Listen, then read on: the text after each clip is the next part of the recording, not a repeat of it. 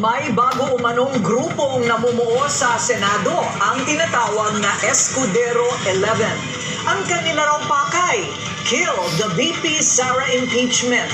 Pero wala raw itong katotohanan na ayon kay Senate President Cheese Escudero.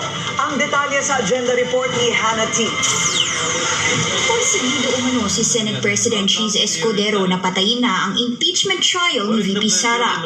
Ito raw ang endgame ni Escudero para makuha ang suporta ng Duterte Bloc at manatiling Senate President sa 20th Congress. Ito rin daw ang dahilan kung bakit naurong ang pagbasa ng Articles of Impeachment laban kay VP Sara. Itinanggi naman ito ni Escudero. I don't see the connection whatsoever. No.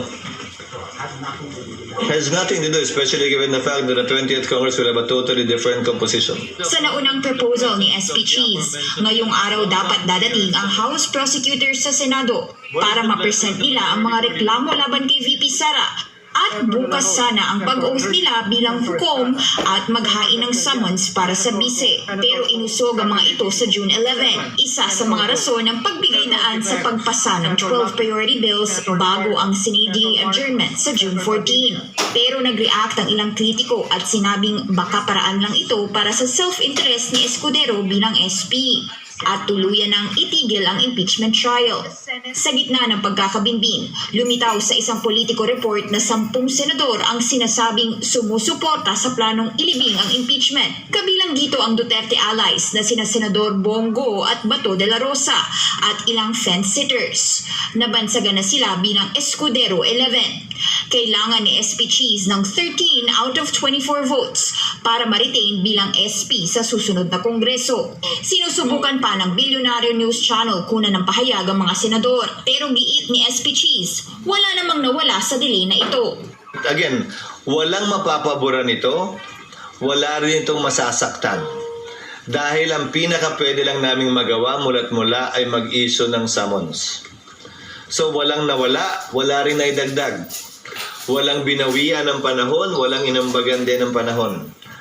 Hindi rin daw utos ng Pangulo ang pag-usog ng timeline at maigi raw na unahin muna ang mga makabuluhang panukala. Siguro naman kapag papapiliin tayo sa pagitan ng dalawang pwede nating gawin o dalawang kalyang tatahakin natin, doon ka sa mas may magagawa para sa ating mga kababayan. Napagdesisyonan ito ni SP last week matapos ang isang ledak meeting kasama ang Pangulo. Sisikapin ng Senadong maipasa ang 12 bills bago mag-break. Kabilang dyan ang isang panukalang pagbawalan na ang pogo sa Pinas. Hanggang Sam ang binilang ko over the weekend. Pipilitin namin yung nananatiling 3. Pero kahit may June 11 proposed date na, hindi guaranteed na tuloy ito. Sa huli, ang plenaryo kasi ang magdedesisyon tungkol dito. Kung may magmosyon na ipahinto ito, idadaan ito ng Senado sa pagboto sang-ayon sa Senate rules. Sa dulo, ano man ang opinion nila, miyembro man sila ng Senado ngayon o hindi, ano man ang opinion ko bilang tagapangulo ng Senado, sa dulo, ang susundin naming lahat, ang desisyon ng plenaryo ng mas nakararami. At sa oras na magtapos ang 19th Congress, ang 20th na ang bahalang magdesisyon kung tuloy ang paglilitis. Kung di man nila ituloy, wala rin naman daw violation dahil may sariling kapangyarihan ng bawat kongreso na hindi pwedeng i-bound ng naunang termino. Hindi pa nga opisyal na nagsisimula ang impeachment trial. Tila nauudlot na ito at sa gitna ng pagkabinbin, ang tanong ngayon, tutuloy pa ba ang presentation ng Articles of Impeachment sa huling araw ng sesyon o kailangan ng umpisahan muli pagpasok ng 20th Congress? Para sa agenda.